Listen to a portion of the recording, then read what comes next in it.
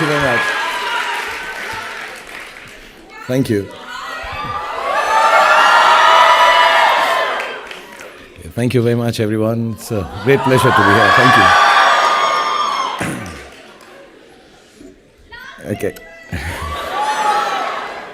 All right, how this works is that I have to give you a lecture. So I prepared some. It's very thick, but it's because the font is big. So I'll go on and on until you guys get bored. You can stop me halfway and ask questions or... Okay.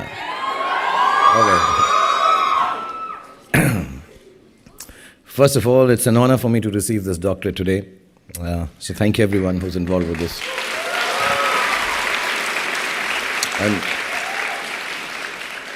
And humbled is a word often used by people in my profession. You know, you meet actors, they'll go, I'm very humbled, we all. I dislike the hypocritical, obsequious connotation of it in these contexts.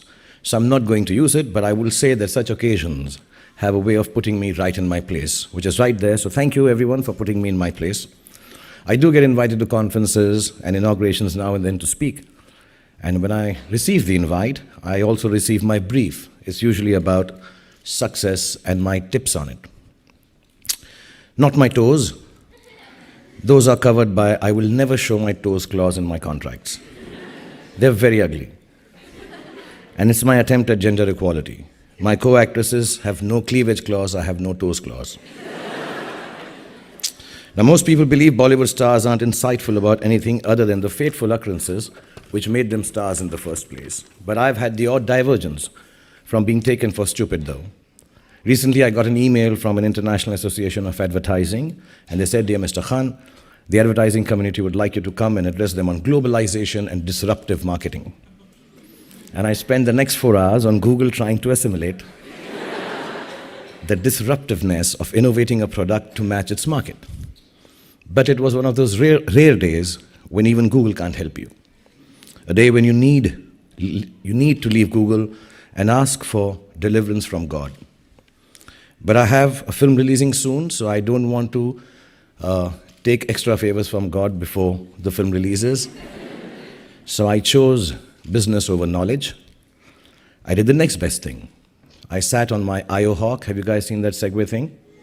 Yeah, so I went on my IO Hawk and told everybody, a gathering like yours, that there is nothing I can tell you that you already don't know. And people, when they're told they're smart, they like it. You're such an august gathering of people and blah, blah, blah. Instead, let me entertain you because you all deserve a break. And before the organizers could interject, I started thrusting my pelvic into their faces and broke out into the one and only intellectual thing I know how to do, the lungi dance. So I got away with it without being humbled. It always pays to be a better dancer than your advertisers. And what's more, they seem to have a good time. But that was a conference, and this is a doctorate from a prestigious university of Edinburgh. So I'm going to try to sound intelligent and insightful, especially for you today. One of the subjects on the list of 5 I was sent for my speech today was life lessons. So for whatever it is worth, here goes. Let me start at the very, very beginning. Whatever I've learned of life has been at the movies. Actually, the first few films that I did in my career and titles were given to them very nearly formulated whatever I know of life. And that's how I'm going to pass it on to you. One of the first movies of my career was a movie called Deewana. Must have... Okay. But do you remember the story of the film? I'll remind you the story. So I fall in love with a widow who I meet literally by accident, in which I very nearly kill her mother-in-law. Then I marry her. Not the mother-in-law, but the widow. The widow is not keen on the marriage because she still loves her late husband, but she marries me anyway. My rich, mean father disapproves of this unison and does what a rich, mean father does. He tries to kill the widow.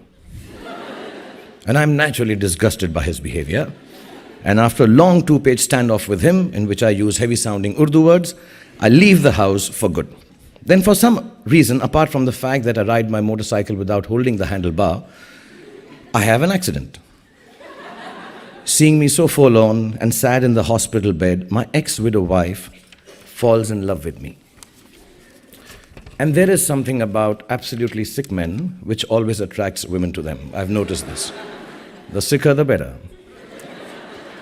Then again, by chance of fate, I rescue a stranger at night from a bunch of goons, and guess what? He turns out to be the original husband of my ex-widow wife, who hadn't died in spite of his inheritance-hungry uncle's best efforts.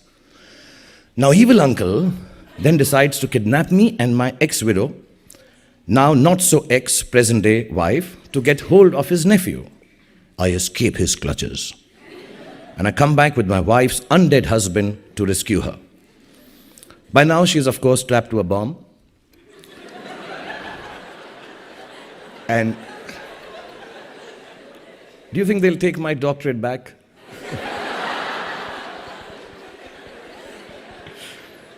Well, she's strapped, of course, to a bomb, and after a liberal round of fist fighting, kicking and screaming, the evil uncle is blown to smithereens by the very same bomb that he had strapped on status-confused lady of the film.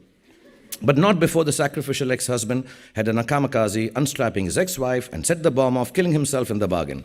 All obstacles removed, our hero lives happily ever after with his beloved wife. I'm not sure why the movie was called Deewana, which in Hindi means madness of a particularly nice or romantic kind. But I have a feeling it had something to do with the guy who wrote the plot. So here's my first life lesson, inspired by the movie titled Deewana. Madness of the particularly nice or romantic kind is an absolute prerequisite to a happy and successful life. Don't ever treat your little insanities as if they're aberrations that ought to be hidden from the rest of the world. Acknowledge them and use them to define your own way of living, the only life you have. All the most beautiful people in the world, the most creative, the ones who led revolutions, who discovered and invented things, did so because they embraced their own idiosyncrasies. There's no such thing as normal. Normal is just another word for lifeless. Soon after I acted in Deewana, I became the hapless hero of a movie called Chamatkar. This movie had a more believable plotline.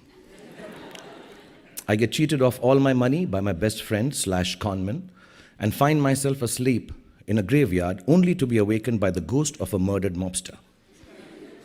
A ghost that only I can see and nobody else can. I am very perceptive that way. Anyway, the mobster ghost helps me get a job as a teacher through his ghostly good offices.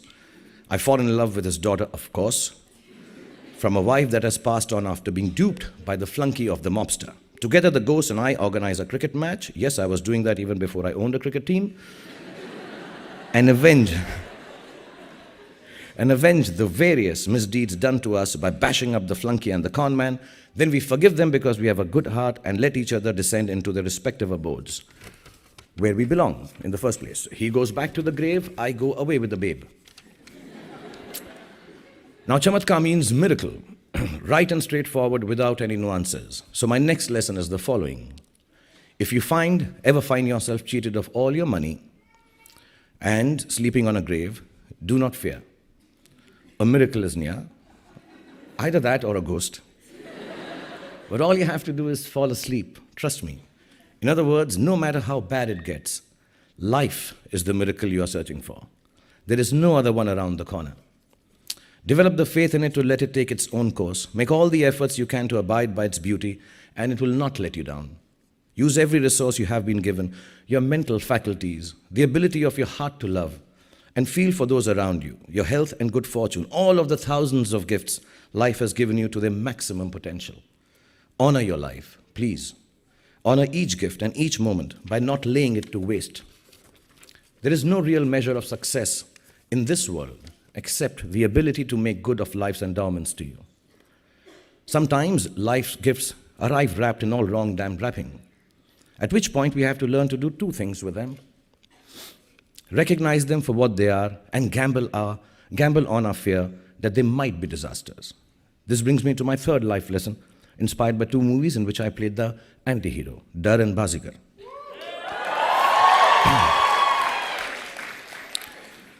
Okay, those stories I won't tell you seem to know them. But 20 years ago in the movies, roles were very clearly defined. They provided the security of your stardom in a sense. If you'd been successfully playing an angry young man, you'd pretty much be angry and young for the rest of your life. If you'd been a police inspector in 3 movies, odds were you'd be in the next 33 too. This applied to female actresses also. Wives were wives, seductresses were seductresses, mother-in-laws were mother-in-laws, and so on and so forth. Few actors would have willingly switched from romantic heroes to obsessively violent lovers. I took the leap not because I was particularly brave, but because a very dear director friend of mine sat me down and told me I was extremely ugly. And being ugly necessarily meant, I know.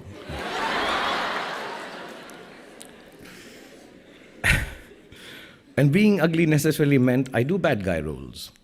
I wasn't the romantic hero types, he said. Actually, he used the words that my face was not chocolatey enough. So I started to eat a lot of chocolate. And while waiting for it to take effect, I jumped into bad guy roles. Dar means fear in Hindi, and everyone always tells you at speeches like this that you ought to be brave, so I'm not going to bore you with that idea. Instead, let me tell you this. Being brave means being shit scared all the way to the party. Yeah, I'm sorry if that word is being very scared all the way to the party. But getting there all the same and doing the funky chicken in front of all your teenage kids' friends anyway. Let me just add on behalf of all the fathers of the world who have embarrassed their kids by doing this, it takes a lot of bravery, resolve, and grit to do it. So just do it. Don't let your fears become boxes that enclose you. Open them out, feel them, and turn them into the greatest courage you are capable of. I promise you, nothing will go wrong. But if you live by your fears, everything that can possibly go wrong will go wrong. And you won't even have done the funky chicken. While we are on that, I do it. I do everything for you. I'm a doctor now.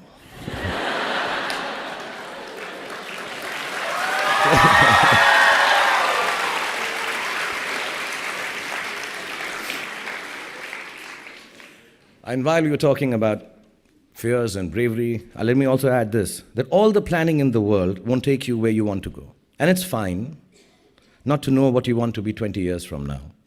Most of those who had it all figured out become bankers anyway. I'm sorry. This goes live on YouTube. My big next loan for the film is finished from my friendly neighborhood banker. Okay, I did a movie once called Kabhi Haan Kabhi Na, in which I was one of my favorite films, actually. And in which I was the victim of a lover's confusion. And my next lesson is precisely that. It's okay to be confused. Confusion is the root to all the clarity in the world. Don't worry about it too much. Don't ever take yourself seriously enough to be so clear about your own ideas that you stop respecting other people's. Our values are our values. They don't make us any better than anyone else. At best, they just make us different. Always try to see the other person's truth, because like every movie has a story, every human being has one too, and you have no right to imagine that yours is better than anyone else's. You can leave that silliness to my esteemed colleagues and me. And if you thought the last two stories I told you were crazy, here's another one in the reckoning for the Oscar for weirdest screenplay. Guddu. Yes, Guddu was my name in a movie. I hardly look like a Guddu, but they still named me Guddu. About loving and giving, in which basically I have an accident, yes, another one. But this time, instead of almost wiping out my future mother-in-law, I wipe out my girlfriend's eyes. Many convoluted subplots, including a life-threatening brain tumor to me, a legal battle for the right to donate organs, and a fast on to death by my mother, my scientific lawyer father, my mother and I are battling over which one of us will donate our eyes to my blind girlfriend. In the end, I recover miraculously, I still don't know how. And my mother dies, donating her eyes to my girlfriend. And then we all live happily ever after. Life lesson number 4. Rears its head. Give of yourself to others. And while you're at it, make sure you realize that you aren't doing anyone any favors by being kind to them. It's all just to make you feel that sneaky little twinge that comes from being utterly pleased with yourself. After all, the one that gets the most benefit out of any act of kindness or charity that you do will always be you. I don't say this as many see it in a transactive or karmic way. It's not an I do good, I get benefit, equation with some white-bearded figure taking notes from the heavens above. It's a simple truth. An act of goodness becomes worthless when you assign a brownie point to yourself for it, no matter how subtly you allow yourself to do so. As benevolent as your gesture might be, someone else could have made it too. Regardless of how rich, successful, and famous you become, don't ever underestimate the grace that other people bestow upon you just by being the recipient of your kindnesses. You might be able to buy your friend a Rolls for his or her birthday, but it's no substitute for a patient hearing of your sulky rants on a bad hair day. Sometimes things just happen, as encapsulated in another movie title of mine, Kuch Kuch Hota Hai. And you know what? They don't always add up. So my fifth lesson is this. When life hits you with all the force of its resplendent rage, the Rolls isn't going to give you comfort. A friend's grace will. And if you can't find resolution as easily as you would like to, please don't panic. Everything evolves as you go along. Even disasters eventually resolve themselves. Give life the space to move at its own pace, pushing it ahead only by way of being kind to yourself when you're hurting or in despair. And you will be hurting and despairing a lot in this lifetime. You don't always have to figure things out or find an explanation for the circumstances you are in. It's more prudent to accept that sometimes there just isn't one. Ram Jane, God knows, that's what it means, as we say in Hindi, and as a priest responded to my orphan child character when I asked him what my name was, in a movie of the same appellation. The boy plodded through 3 entire hours of film referring to himself by that fatalistic phrase, and why not? Who says that what we call ourselves is any definition of who we really are? And that's lesson number 6 for you. All the names you give yourself, or those that others call you, are just labels. You're not defined by them, no matter how flattering or uncomplimentary they are. What defines you, genuinely, is your heart. Ask or read about the artist formerly known as Prince, and you'll learn a thing or two from him, if you don't believe this insanely sexy Indian superstar telling you so. But I genuinely say this out of experience, because if I was to go by what I'm called on the social media, I would be an old, desperate, manipulative has-been star who swings both ways, making crap movies. And these are just the good mentions. If you aren't charged about doing something, if you don't have what in Hindi we call josh, the fire in your belly for it, then don't do it. It's a waste of your time and, more importantly, of those who pin their hopes on your endeavors too. Redefine yourself if you have to, but do it on your own terms and just get on with it. In fact, like my character in the movie, my name is Khan, if you've seen it. Don't forget where you came from. Please don't forget where you came from and who you really are. It ought to be the compass by which you navigate through life's vicissitudes. The north that keeps you oriented despite a series of misfortunes or a shower of privilege. One of the biggest hits I made was an unexpected one, and for once the plot was neither meandering nor barking mad. I was the coach of a beleaguered women's hockey team.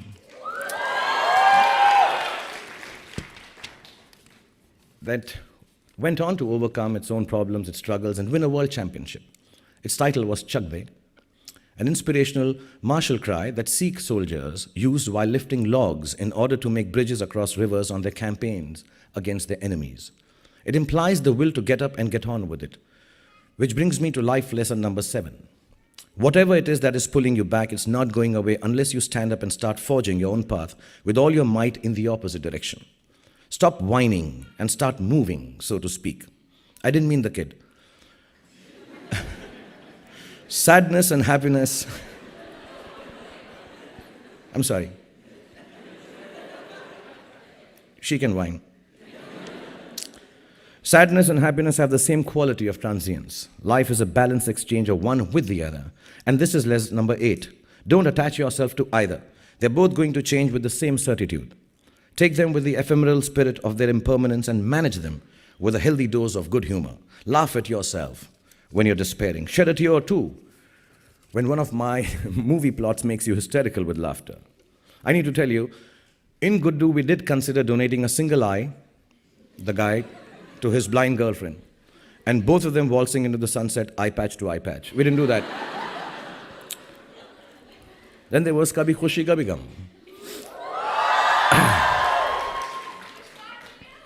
Yes.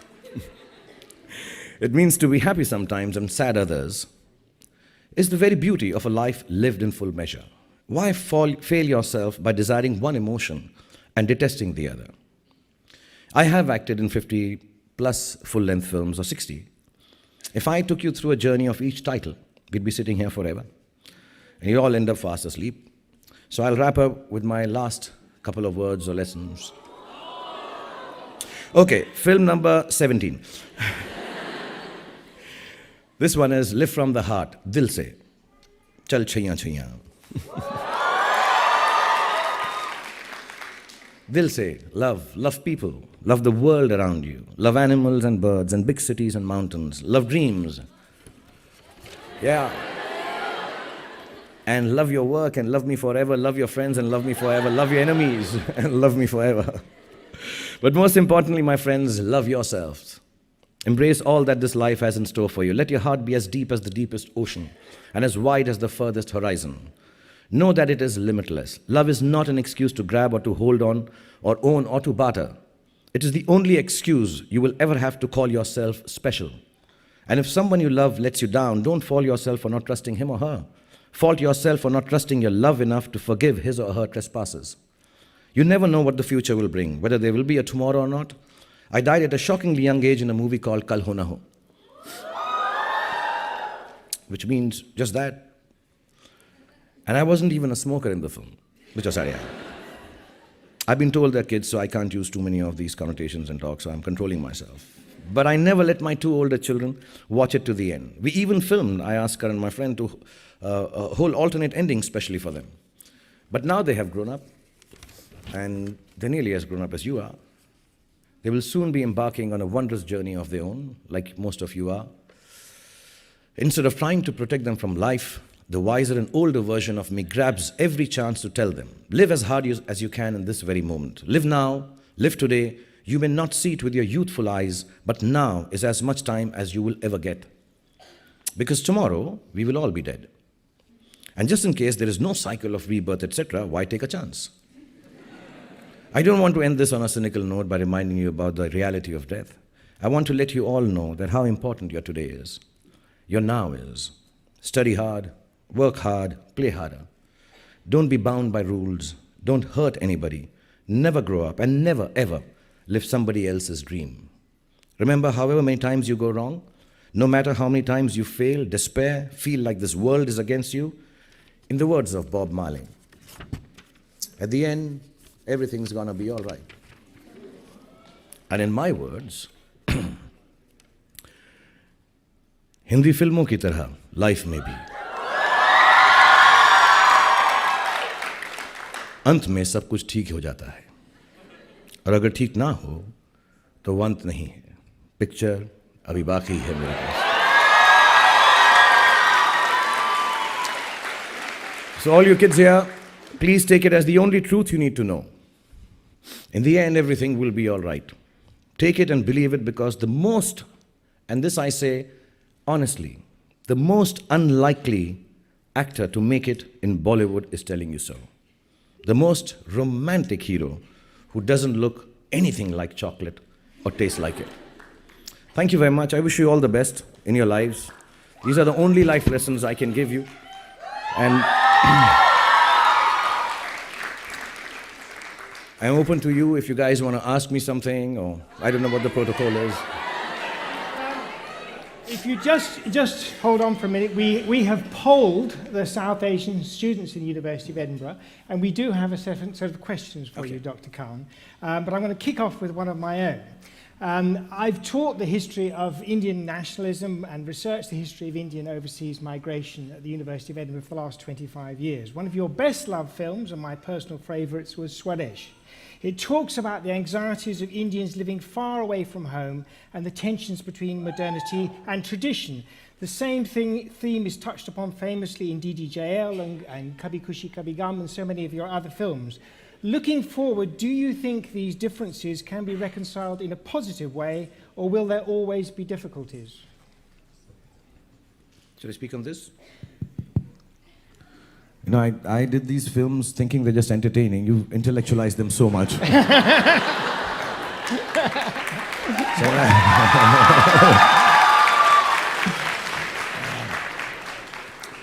See, I have been coming to this part of the world for years now, and when I started off, I had no idea that there is going to be a diaspora or people from various parts of the world trying to find their feet in different parts of the world. And I think somewhere down the line, you know, your motherland, your homeland, the place where you belong to always is the place where your roots are. And yes, there are times when there is a little dissent in terms of what you're looking forward to, having to work outside, make a living, go away from it. But the whole idea of Swades or DDLJ, the bottom line was that you are always going to be rooted where you started from. And, which I wish for every young kid here, once you, inshallah, make it really big and do well in your life, and you've achieved every material gain that you want, which you should, please don't give up on that. Don't become a philosopher before you become rich. Make sure. Honest truth. Please don't do it. Find your space, find yourself, however small it is, find yourself your apartment, find yourself a partner, find yourself a business, do everything. And once you have made it what you want to, please, if there is any kind of issues back home, go and look after it. That's how DDLJ and Swades was planned and decided. But there will always be confusion that should you be back home, or can we reconcile the fact that we are not doing anything for my own house? I think those differences are all right. Live with them, but once you have got what you wanted to achieve, please go back home and look after it too. That's the only thing I can say. Thank you very much. So the next question is from Nishant Sharma. Where is Nishant? Okay. Hi, Nishant. Yeah. Sir, I would like to ask you, as a global brand ambassador of Indian cinema, how do you think we can promote and strengthen the ties between India and Scotland? And also, you have been shooting here for many of your films. So, how was your overall experience? Thank you. I shot in 1998. Then I came for the Edinburgh Festival here. And the first time when I came here, we came and did Kuch Kuch Hota Hai, the shooting here. Yeah. And see, for filmmaking people, just as a business, the main thing is the logistics and the kind of, the facilities you get here. Because you come with about 100 people, 150 people. So it varies from the car that you need to the hotels that you need, and basically all the infrastructure for making a film. That needs to be of ease. And I remember, we had just flown into Scotland. We had made no plans. We were quite unplanned. We needed to do a song. It was raining. But the facilities here were fantastic. It was really brilliant. That's why we were able to pull off the song. And of course, it is, it's odd for me to talk about the beauty of Scotland, the Highlands. It's fantastic to look at. And not only that, I think the city area, which I've not really roamed around in a lot, but have noticed in coming in, going out, is extremely quaint and beautiful, has a lot of culture and a lot of character, actually. And filmmakers would love to do that. So as long as, I don't know which are the film handling units in Scotland, but if they are able to give us, every filmmaker, not just us from India, I think every filmmaker, some kind of a platform where they know we just need to come with a script and shoot here, I think that would be fantastic, and it will make a huge amount of business sense, apart from tourism sense, and I think just the fact that, everybody wants to shoot in a beautiful place, and Scotland is extremely beautiful. Great. Okay. Thank you, Nikhil. So the next question is from Twinkle Tucker. Where is Twinkle? There she is. Good afternoon. Good afternoon, Twinkle. So you are a very busy man. You've been traveling from one set to another set, changing different countries. Even today morning when I read your Twitter status, it said that you were shooting all day and night and then traveling to Edinburgh, coming back, going back as in. So in this whole process, how do you manage to balance your personal life and your work life? I'm a little gifted. I don't need more than 4 or 5 hours of sleep. So I've trained my family to be awake after 12 midnight. And unfortunately, even my kids. It's not a healthy thing to do, but I find time for them. When I'm making films, like just recently I was in Hyderabad shooting for the last 7 days. I had my little son with me. My kids are now, in school. I think they get off tomorrow. I was hoping to be able to stay back and take them back with me. But I'll join them somewhere. But I do find time, because there is nothing else I do. I go home, after I finish work, I don't have my telephone on, I don't talk to anyone, I don't do any work. I just get into my shots and I just hang with my kids. So I spend a lot of time with my kids. I mean, that's the only source of, how do I say it? It takes me away. You know, the job that I do, working, always trying to get it right, hoping this will be successful, hope it entertains everyone. It's a hugely stressful job, so you need to be happy doing the work. I'm very happy doing what I'm doing 18 hours a day today. I may not be tomorrow, and then I leave it. But having said that, when I finish that job, all I want to do is just hang with my kids and do nothing else. So I think I've spent enough time with them. Obviously, it's never enough to spend time with your kids, but I do try to make sure that as soon as I finish work, the next 10 hours or 11 hours I'm with them. And I'll keep awake all night. I'll travel just like this to be with them for, I came down to have lunch with my daughter about 10 days back, just flew in, had lunch and flew back again, so that she doesn't miss seeing me. So I spend a lot of time with my kids. Or they don't come to shooting, they don't like me shooting. The little one is okay, he doesn't know what I do, so he just comes and hangs around. But I spend a lot of time with my family. Love you. Thank you, I love you too. Okay, so the next question is from Sonali Mehta. Hi. Hi, Sonali. Okay, I can't believe I'm doing this. I'm going to ask you a question, but I'm sorry, but can I please hug you? Yeah. Please. Yeah, no, sir.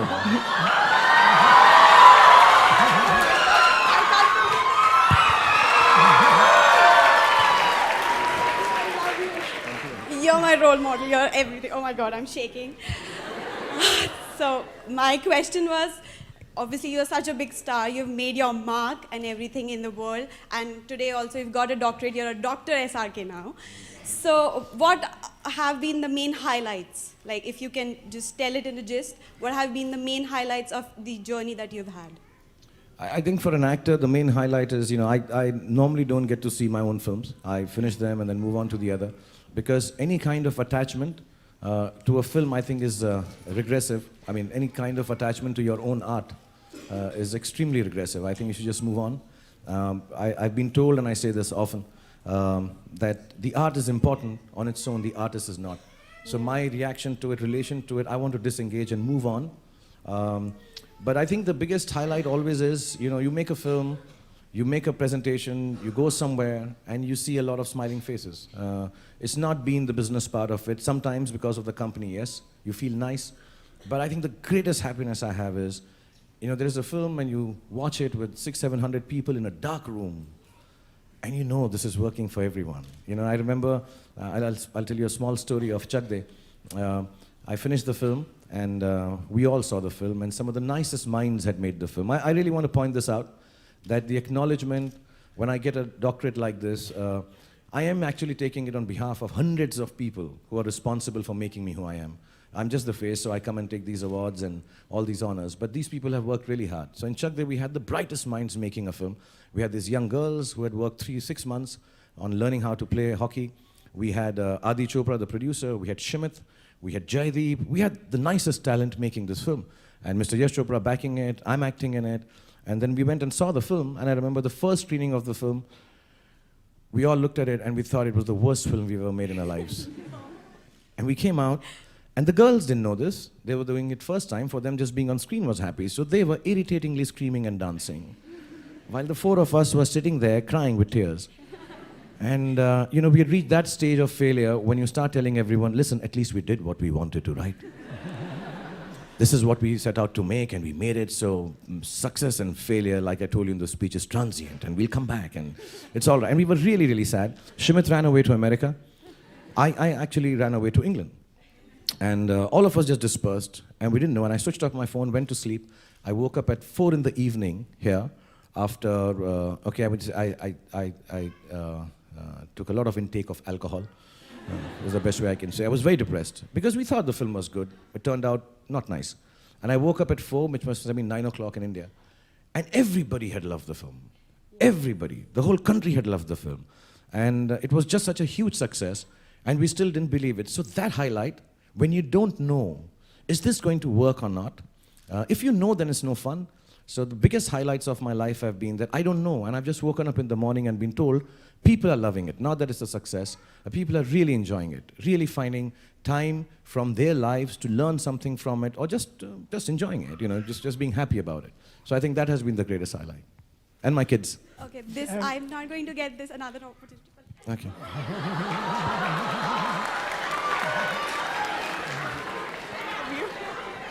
I think I feel Sonali didn't even hear what I told her. So the next question is from Anindita Jaiswal.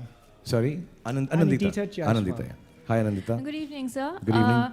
My question given that we were on life lessons, in terms of real life connect, what do you perceive to be the objectives that cinema should attain? And if so, how do they differ in the context of commercial cinema, which you have been most popular with, vis-a-vis art films or documentaries, or films a little off track in terms of like Paheli, which you have done? So how do the objectives, do they differ in terms of cinema that You know, because you're young people and you might be making films, so I'll be very honest with you. Whenever you're making a film, the motivation is, of course, to tell a good story as much as you can. Sometimes it is tainted. Sometimes it's just the opportunity. You got a good star cast and you say, let's just go for it. In the real world, these considerations do crop up. It's not so utopian that you sit down and say, a film should say something, talk to me. It should leave me with more than an empty pack of popcorn. No. Sometimes you just make that kind of film and say, this is it. I believe all of them are art forms. Whether it's Nautanki, whether it's Punch and Judy, whether it is some serious Othello or Shakespearean play, whatever it is. I think somewhere everybody's got an art form and a story to tell. So in commercial cinema, whenever we make a film, I was just explaining it to the press behind, that sometimes the main purpose is to make people entertained at whatever cost. It's a cabaret. You put the dance in, you put the music in, you put the fight in, everything in doses that everyone enjoys. It's a universal appeal, especially in Indian films, because families watch the film. So the grandmom is also watching, the grandkid is also watching. You want to put everything for them. And you take the social cause and make it minimal. You say, let's put it for just good measure so we feel good about ourselves. On the other hand, the artistic cinema that you talk about, which is very, very niche, you can take a big social cause and make it at a level which is big enough. But you won't be able to get a universal appeal to that, especially again in the Indian context, or internationally also. So somewhere down the line, I can only speak for myself when I say I do some commercial films, so I'm able to make the money for the business and try to make the films that I really want to, not worry about the commercial consideration. So like a Paheli, which flopped miserably. And, went for the Oscars. I don't think it deserved to, maybe. But I felt really sad that I had thought a film about women empowerment based on a classical story from India was completely panned. But doesn't take me away from making those kind of films. I've made a fan now. I would love to make another one like that. We did Ashoka, which also didn't do well. You keep trying and hope you get a balance like Chak De. But those balances are very far and few. And the objective of commercial cinema is very clear. Universal appeal. And niche cinema is, tell a telling story. And those two cannot mix as much as we would like it to. They cannot. Sometimes, like a Swades, maybe to a certain degree, take a big star, put him in a film. But these considerations, everyone tries, but I don't think it's a successfully worked. Thank you so much. All right, sir. Anita. Okay, so now we have a special treat. We have our own dance company, Dance Ihayami, All right. who are a Scottish fusion dance troupe, who are going to come onto the stage now and perform their version of Bollywood dance for your entertainment. Wonderful, thank you. Okay, so I'll watch it from Dance here. Ihayami. Come on.